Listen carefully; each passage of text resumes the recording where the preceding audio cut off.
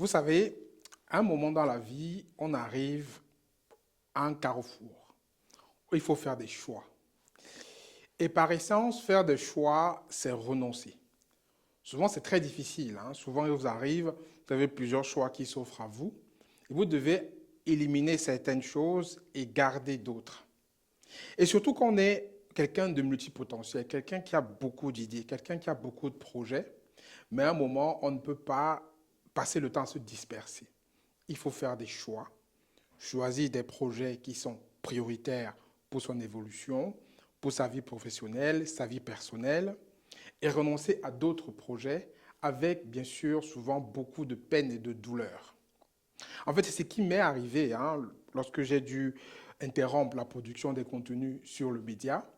Ça n'a pas été évident de faire ce choix, d'interrompre du jour au lendemain la production des contenus, mais c'était nécessaire. C'était nécessaire pourquoi? Parce que je devais justement faire des choix. Et parmi les choix que je devais faire par rapport à ma vie perso et ma vie professionnelle, il y avait d'autres projets qui étaient prioritaires en ce moment précis dont on parle, où il fallait que je me consacre à plein temps pour pouvoir en fait développer et les amener à un certain niveau de maturité afin de vous revenir. Donc vous avez bien compris, c'est mon retour, je reviens sur le média. À compter de cette vidéo, je vais m'organiser pour vous produire deux vidéos par semaine où on abordera les thèmes qu'on aborde sur le média avant que je arrête de produire.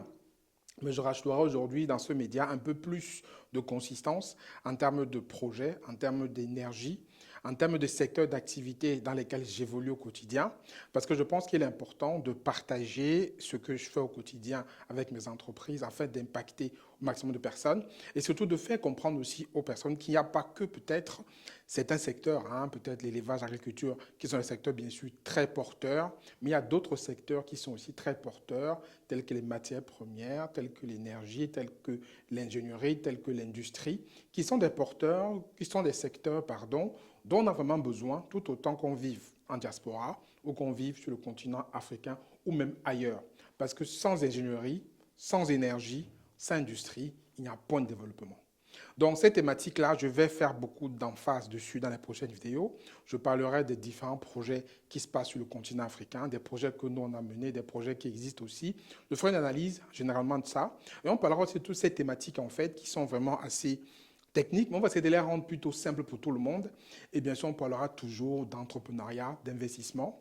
Et je profite aussi de cette vidéo pour remercier tous les membres de la communauté qui m'ont écrit, qui m'ont contacté de différents moyens, que ce soit par mail, par WhatsApp ou par message, pour me demander pourquoi je faisais plus de vidéos, pour prendre juste de mes nouvelles et savoir comment ça allait.